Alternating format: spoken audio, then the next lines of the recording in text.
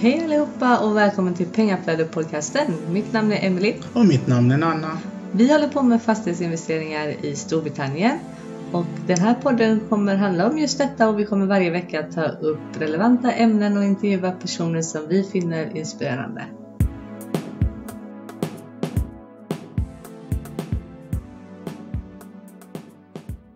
Hi!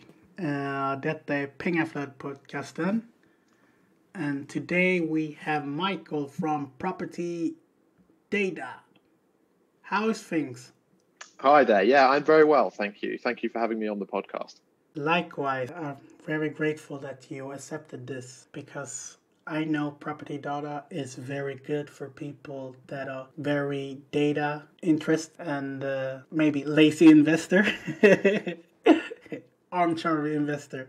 I suppose in some ways we're all armchair investors because of COVID. Certainly in the UK, it's harder now to go out there and and do research in person. And I think that's one of the reasons that actually the interest in armchair investing or armchair research has actually gone up a lot in the last few months. Yeah. Have you seen that your revenue have increased a lot dramatically since COVID hit? Yeah, I mean, certainly when we look at our subscriber numbers, there was a little bit of a dip in April. And that I think is just people, certainly over here in the UK, were just freaking out and no one knew exactly what was happening. But since then, we've seen super strong growth. We probably doubled our subscriber numbers between March and now. So, yeah, and I think that's definitely comes down to an increased interest in property investing and an increased interest in being able to do research from the comfort of your home, from your desk. Wow, double. So basically, COVID has been good for you. Yeah, COVID has been very, companies. very good for property data. And, I know that we're very lucky because lots of other businesses are struggling. But for property data, we've been lucky and it seems to have been a good thing. May I ask, how long have the property data been around? For about 3.5 years. So April 2017, we started the business. Mm-hmm. And could you do a background story about you and the company? Yeah, of course. So my background's in software. I spent my career before starting property data in the web software world. Really, I had the idea for property data. I was watching a friend. He was looking for a property investment in London. He was quite a kind of analytical guy. So he wanted to put together a spreadsheet of comparables for every property that he was interested in. And I watched how he was doing this. And it was this very manual process. He was going onto the portals, so Rightmove or Zoopla. He was manually copying across different properties.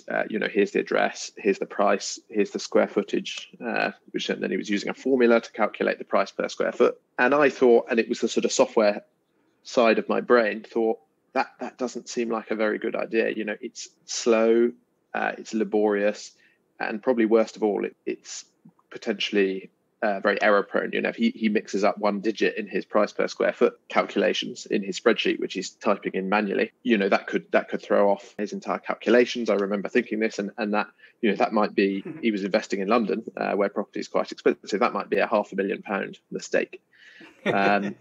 So I thought there has to be a better way of doing this. And to my surprise, there was certainly nothing that was affordable for the kind of the smaller investors that would enable him to be able to do this, just this simple process. I thought there must be a way to kind of automatically gather your comparable properties within a certain area, calculate the price per square foot, that sort of stuff. So that really was the initial idea behind property data 3.5 years ago, is just a really simple tool to do that. And since then, it's grown according to features that users have requested and how people use it to try and be this complete tool for the research and data and analytics that people need throughout the property investment process.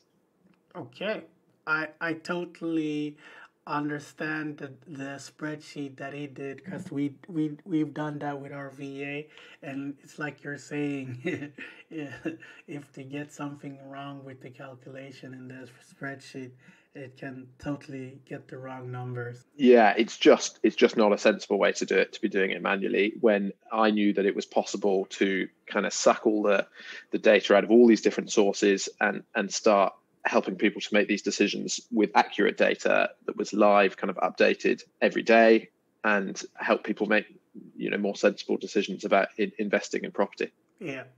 So do you invest in property yourself? Yeah, on a small scale, I have one or two investment properties, and I've also done a little bit of property development, but on a fairly small scale. But actually, that's the kind of customer that we're targeting with property data, because the big guys, people who have 50 people in an office in central London and real estate investment trusts, they've been using data for years, really, and they have huge amounts of data, and they have subscriptions that cost £1,000 a month with data to help them make their investment decisions. But really, property data is for investors and developers like me, people who've got 2 or 3 properties.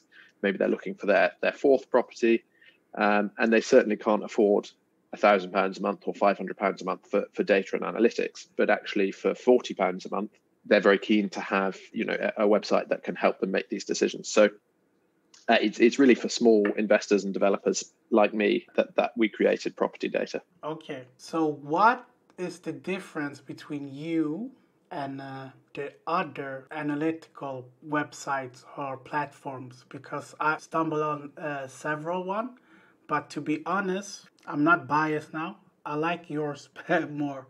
But if you could just tell the listeners what's the difference.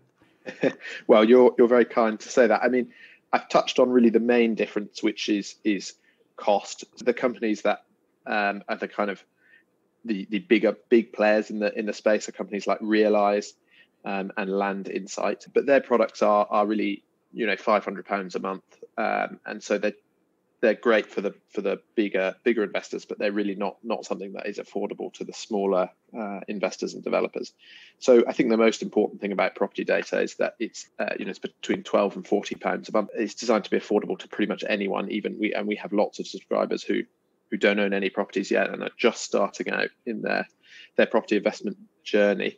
And so affordability and the low price point is something that is very easy to say that we think makes us better and more accessible than our competitors, but actually also the breadth and the depth of the data that we have is actually better than a lot of those much more expensive products anyway. So we have more than 20 different data sources. We're combining them in interesting ways on our website. And for example, just to take one example, is price per square foot data. Now, I know that in Europe, in mainland Europe, price per square foot or square meter you might be more likely to use is very widespread and widely used. But for some reason in the UK, we've been a little bit backwards on this. So people have traditionally more talked about it's a 2-bedroom house or a 3-bedroom flat or whatever it is. And so we've been really kind of pioneering and really pushing this price per square foot, price per square meter data. And we have the best data in the UK on that pricing metric. So there are many things like that where we have perhaps the best data as well as the lowest price. So where do you get your information from, and how often do you update it? Yeah, so we have a sources page on our website which you can find, which lists all the different data sources that we have. So there's I think 24 different data sources last time I counted, and we're not secretive about it. In fact, it's the opposite. We're very transparent and clear, always about where the data comes from, the kind of sort of chain of data, just so that people can see where we've got the data, how we've processed it, and so on. It's a combination of government data that is in some cases free and open, or in some cases you have to pay quite an expensive license for. Private data from other websites, other companies that we license and bring in. We combine that data in interesting ways. And we always update data as often as the data source allows. So in some cases for the market data that's coming from portals, we're updating that every minute of every day to try and get that data as up to date as possible. And most government data sets are monthly. So, for example, the transaction data, which comes from the land registry, comes in monthly towards the end of each month. We try and keep data as up to date as possible. And that's part of the value of what we do, is sourcing this data, cleaning it up, and constantly refreshing it so it's as up to date as possible, so that our users don't have to do that themselves, whether it's because some of the government data sets that we license are £20,000 a year.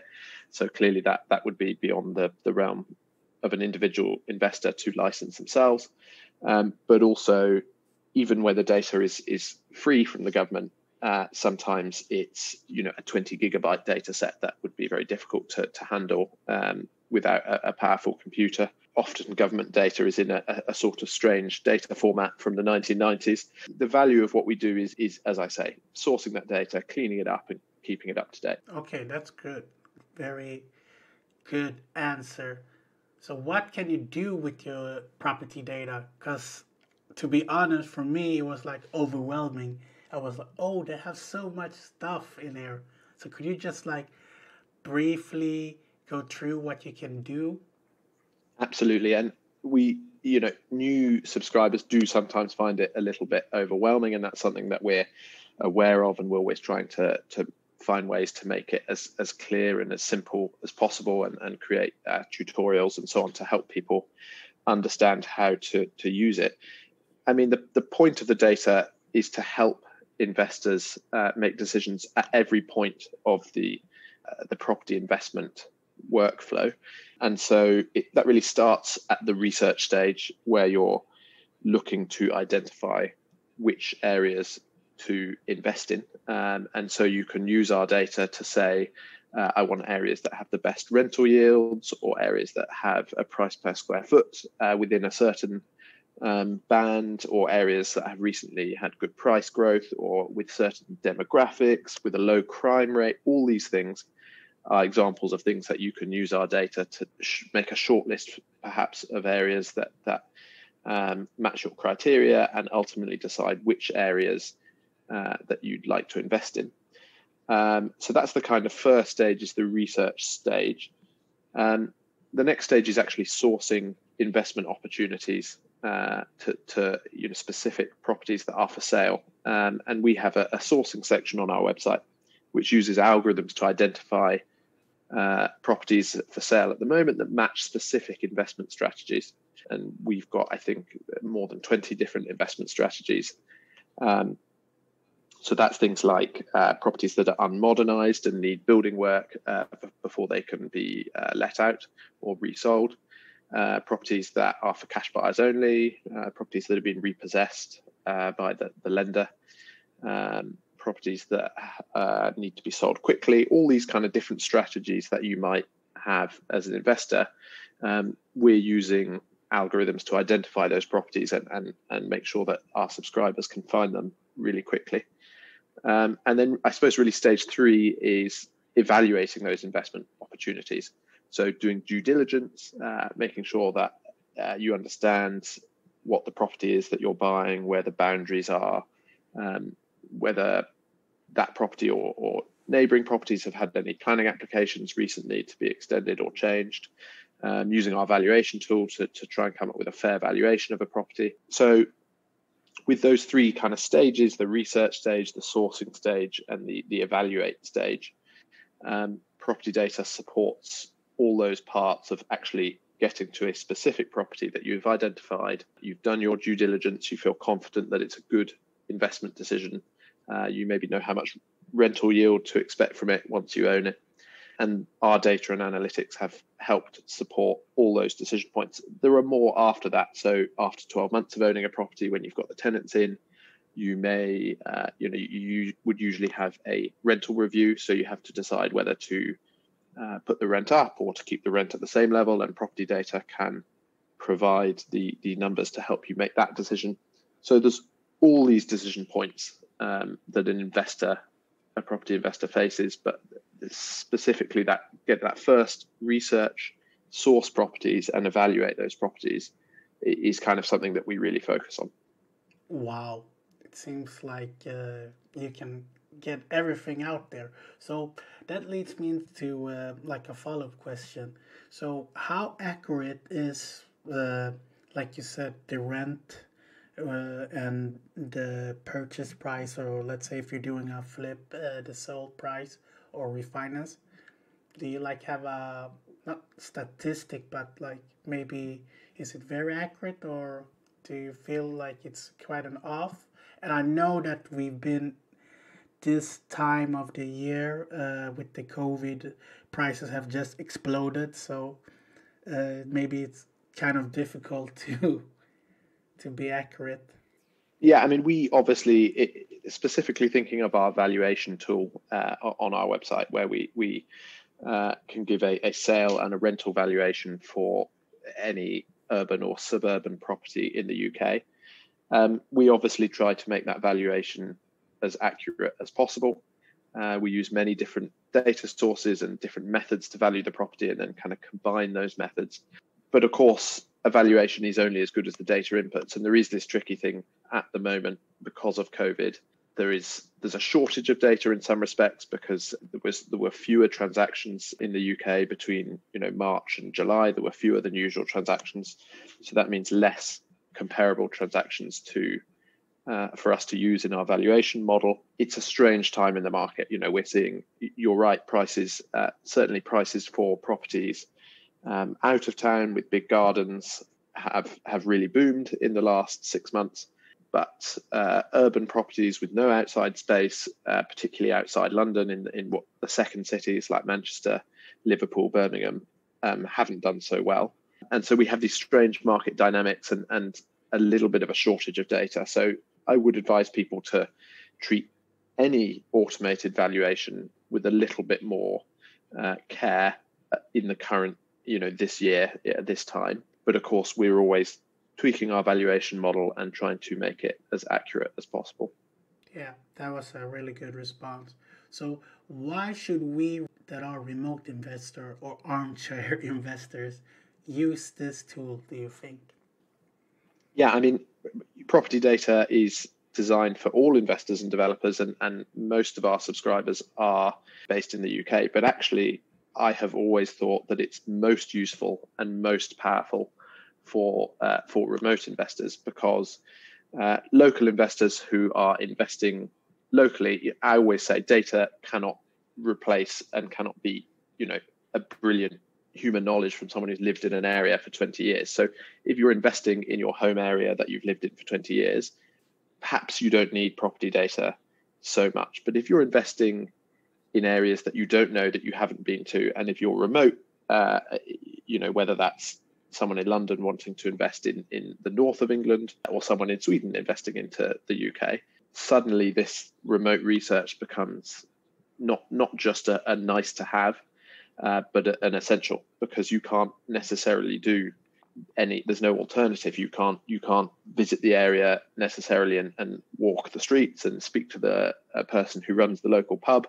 It might be difficult anyway if you live in Sweden, but with COVID and travel restrictions and all that, it's harder than ever. So suddenly the ability to really explore areas, our local data tool on our website, how that works is that you draw an area that you're interested in, and the system gives you all these different data points and analytics, both about the pricing in the area, but also things like demographics and crime rate and schools. And so the ability to get all that data quickly and easily for any different local area that you're interested in, almost, it's as close as possible to putting a remote investor on the same level, with the same level of knowledge as a local investor. It's as close as you can get to really understanding an area, is to use something like our local data tool to really see all the different data and analytics that you can about that area. So I think that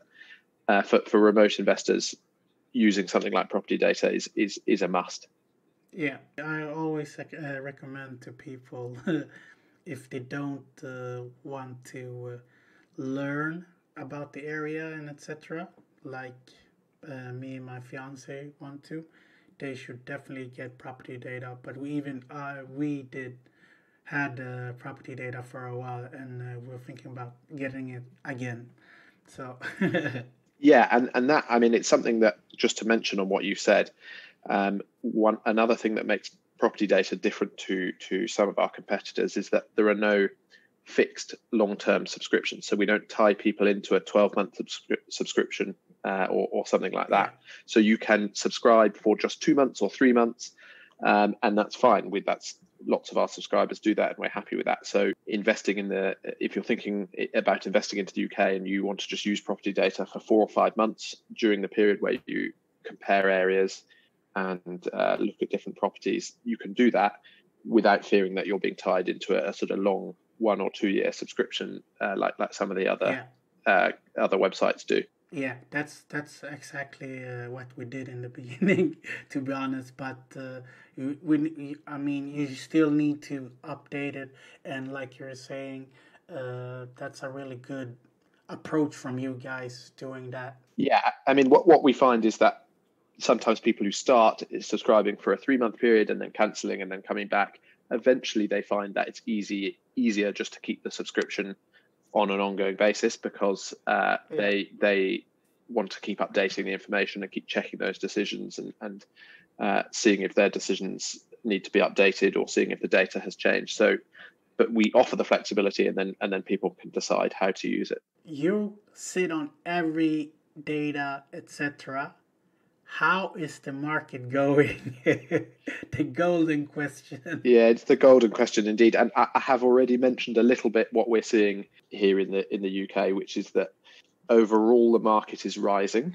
There are a lot of people questioning how sustainable that is, when obviously unemployment is relatively high and there's a lot of uncertainty around the economy because of COVID, and actually secondarily still because of Brexit as well. A lot of people are questioning how sustainable the rises are, but actually if you look in closer detail, you see that the rises are in places where many people are desperate to move because the lockdown and the new culture of much more working from home has changed the way that people think about the houses that they rent or that they live in.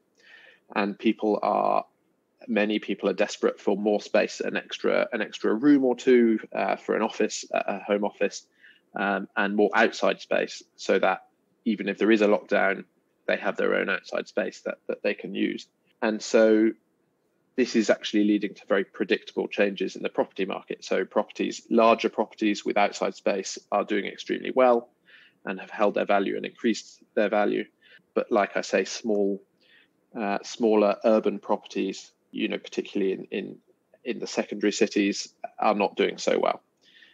So that's really the state of the market and what's happening at the moment. So you're saying like flats, it's going badly. Does that also with selling and renting flats?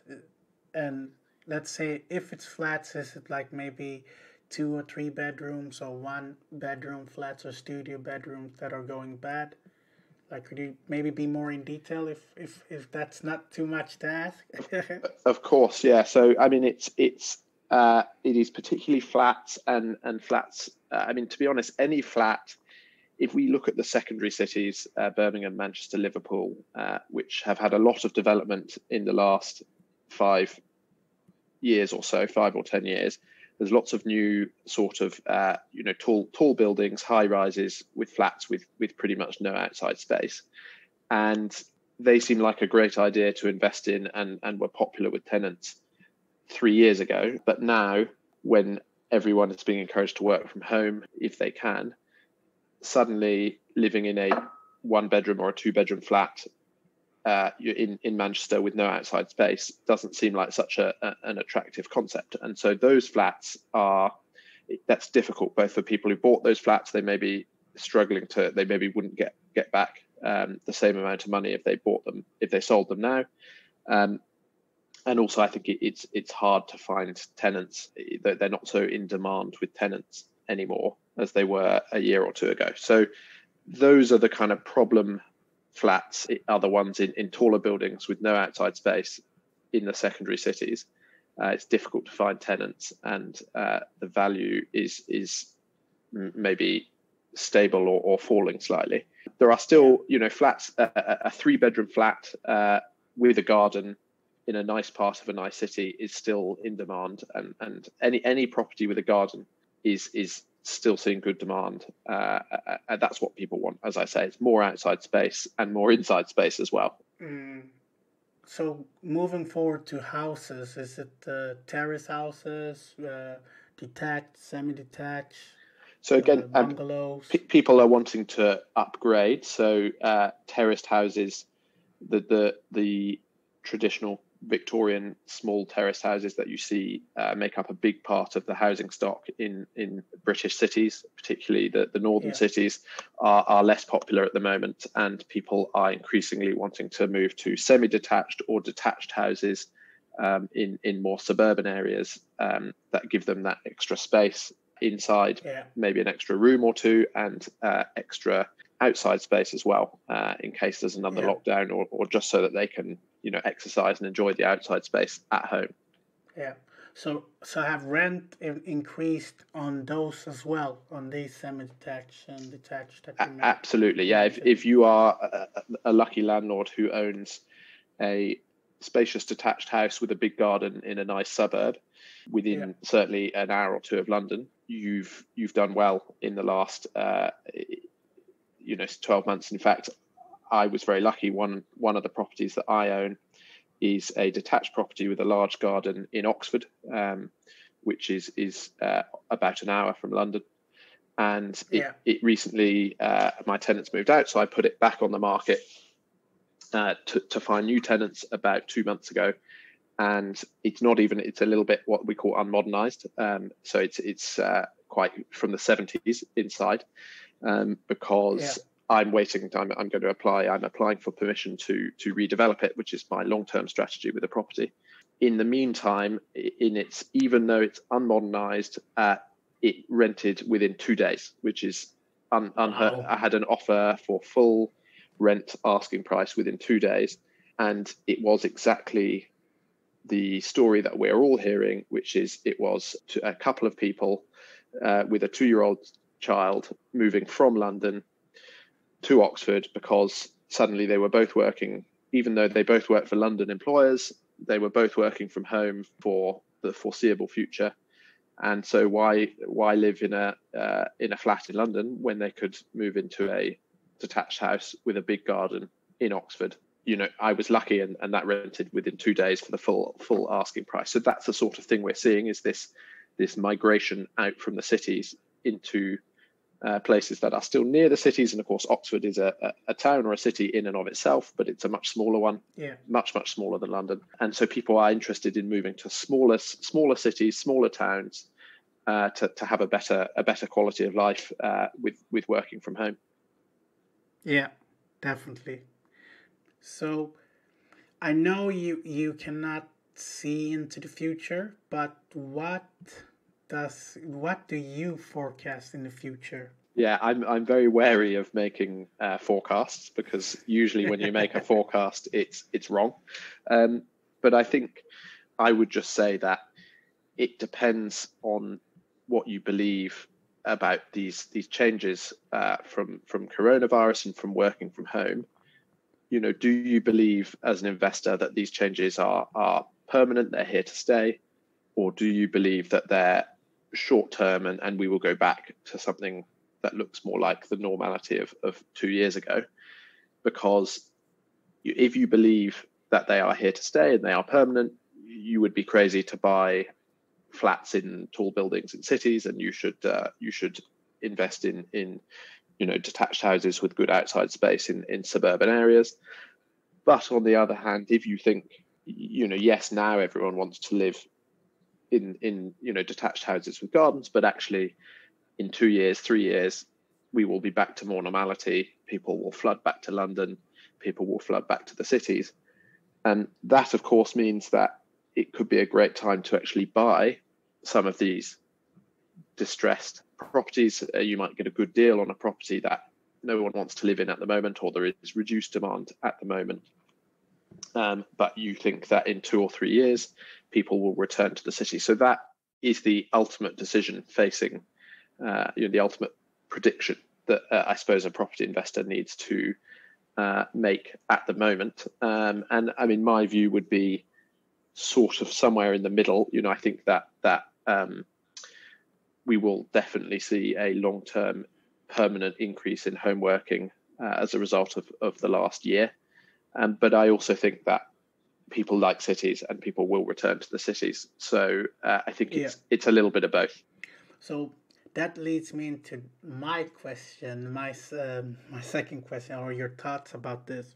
So let's say if we go through every the macro data about people going to get redundant and all of this lending that the government have taken.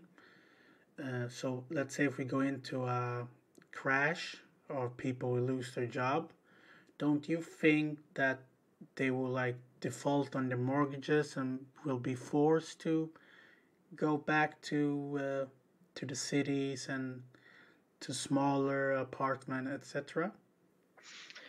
Yes, I mean what's your take on that? That's the the conventional thing that happens in a crash is that people are unable to pay their mortgages and they have forced sales and prices fall and people move into smaller properties.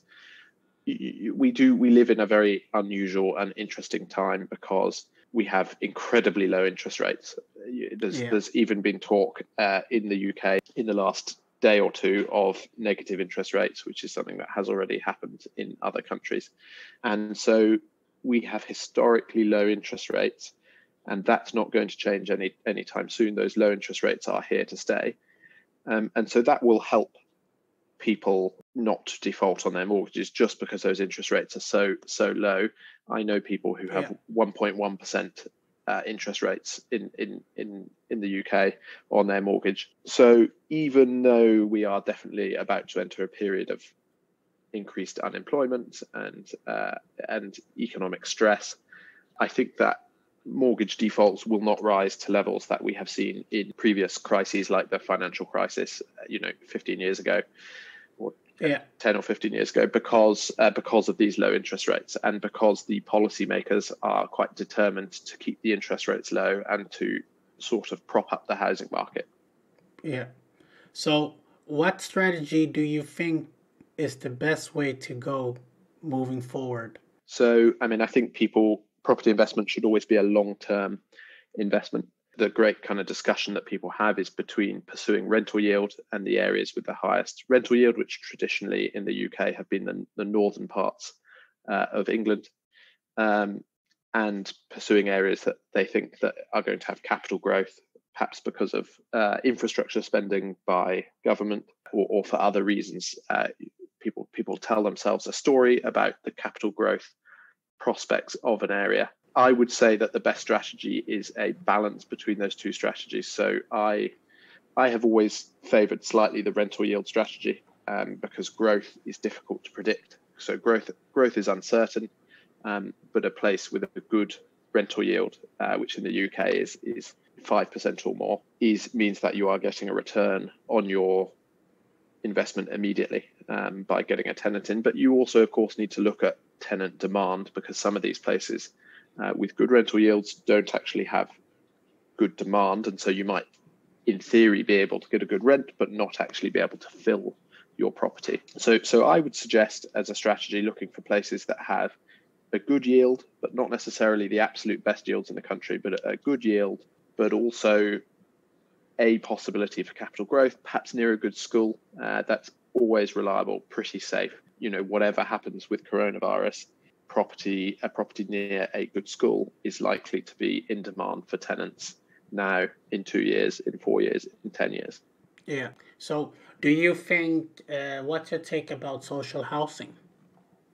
I mean, social housing, I have friends who are investors who are very happy and very committed to renting out their properties as social housing via the government, via the local government in the area. As I'm sure you know, you get a fixed rate depending on the area and depending on how many bedrooms the property has. And we have that data on our website. So for any property, we'll show what it's called the LHA, the local housing allowance rate is for a property with the number of bedrooms. And so it can be a very reliable way of renting a property. And I don't think there's necessarily any problem in doing it. Some people just don't like doing it as a personal preference, but maybe that actually means that if you're happy to do it, you can find yourself a very reliable tenant in the form of your local government.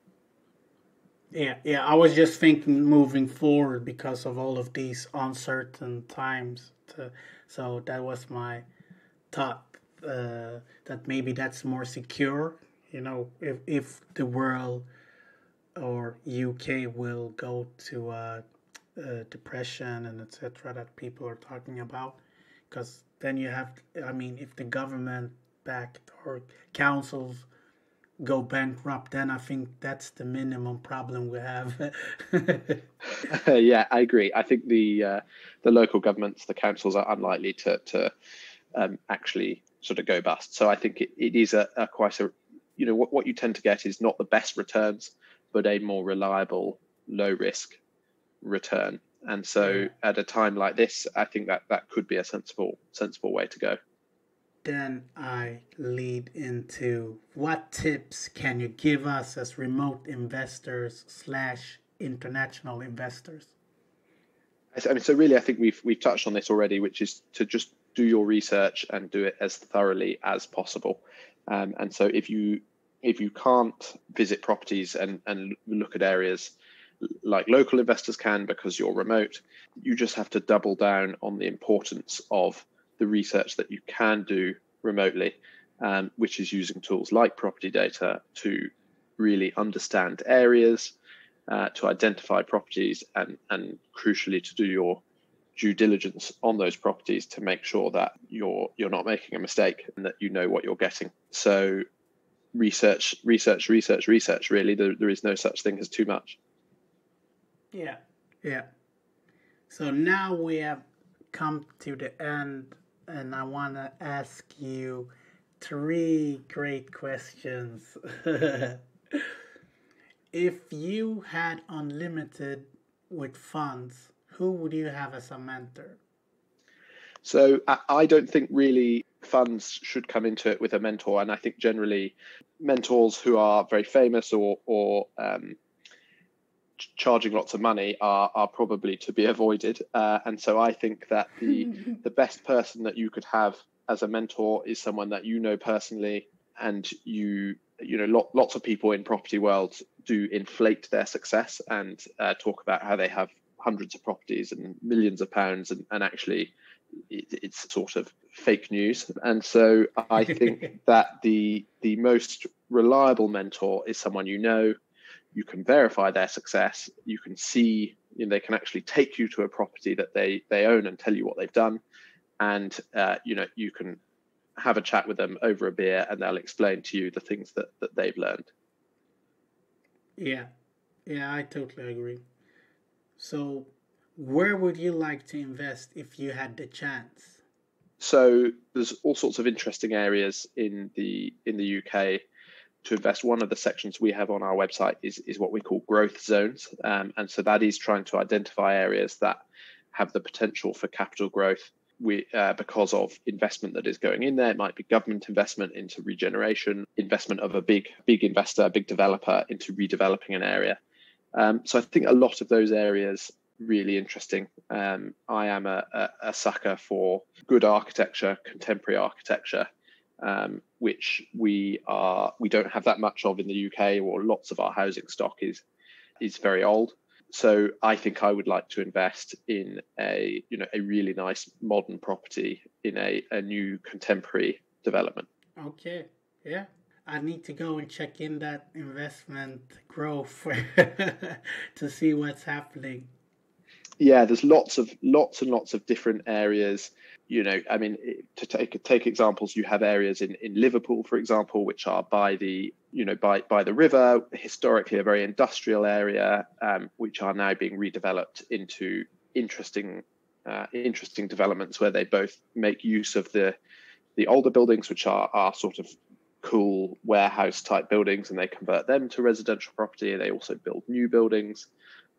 So those sort of areas, really interesting. Of course, Liverpool at the moment has one of the highest rates of COVID in the UK, so perhaps not one to for the next few months, but in the medium term, I think those sort of areas are really interesting.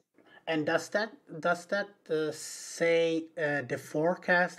When does do you expect the growth to happen, or is just in the coming 5 to 10 years? So what does it say when you go into that section? Yeah, in that section we talk about whether at what stage the regeneration project, if that's what it is at. So is it at the planning stage, or is it actually under construction? And we provide a timeline with updates of key milestones in the construction and when the construction is expected to be completed. Of course, sometimes these things do get delayed. So, Crossrail, which is a new railway line in London, that is a new part of the underground, which is going to be really good for certain areas that are having new stations, and it will reduce travel times to the centre of London and to the airports. That has been delayed for about 3 years from its original completion date. So that's something that you have to watch out for. And the other big railway infrastructure is something called HS2, High Speed 2, which is going from London up to the north of England. Again, there are proposed stations that are going to really develop, really benefit any properties that are within a 5-mile radius, let's say, of those new stations. Will have access, much quicker access to London. But that again is a very controversial project. Lots of people are very unhappy about it, and that has been reviewed several times. So sometimes there are these political uncertainties that you have to watch out for. Of course, we can never forecast exactly when things are going to be completed and so on. But again, if you look in that section, there are lots and lots of interesting areas. Yeah. Okay. Yeah. So listeners, go in and look. So what book would you recommend to your child? I know you have a 10-month-year son. So what book would you recommend to him when he grows up? Well, his favourite book at the moment is about diggers or farm animals. So I'm not sure that's going to be much help as a property investor. I do like a book that's called How to Get Rich, which is by someone called Felix Dennis, who was a very interesting and funny entrepreneur in the UK. He died a couple of years ago, and he did make himself very rich. He had certainly hundreds of millions, half a billion pounds possibly by the time he died, having started with nothing. Wow. So not through property, but through entrepreneurship and business. And he has lots of funny stories and advice about how he got to where he did. So that is a book that I enjoyed and do recommend. I'll check that one out myself. So listeners, I think Michael has a surprise for you. Or am I wrong? No, you're not wrong. I have a discount code to give out for property data. Now, we don't give out discount codes very, very often because, like I said, property data is already just about the lowest cost, the cheapest product for property analytics and data on the market in the UK. And you can already get, anyone can get a 14-day free trial of our software on our website. So that's something that we already give out. But today I'm going to give you a discount code, which is PNGA, which will give you 50% off the first month after your free trial. So you'll be able to start a free trial on our website in the normal way, and if you like it, you will get 50% off the first month after that. And like we said, it's a rolling monthly subscription, so there is no need to feel tied in or anything like that. But 50% off the first month after the free trial with the discount PNGA, which is obviously from the name of the podcast, which I'm not going to try to pronounce because it's a complicated Swedish word that I won't be able to say. There you have it, listeners. So what a present, what a Black Friday or Christmas present that you have from Michael. Yeah, but basically, I think people should at least try these 2 weeks to see if it's for them. But I think they will get hooked, and then they can use the code. So definitely, people try to go and check it in, and I'll put everything in the show notes, but not the code, because you need to listen to this episode the whole way before you get it, of course. I was just going to say that we have very good email support service on the website. So if your listeners, they sign up and they have any questions about parts of the website or how it works, they can email our email support address, support@propertydata.co.uk, and we will get back always on the same day with hopefully an answer to the question. Yeah.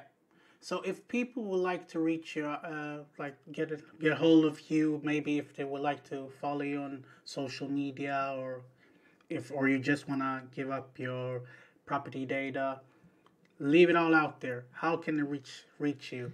So, the best way to reach us is the email, which I've just mentioned, support@propertydata.co.uk.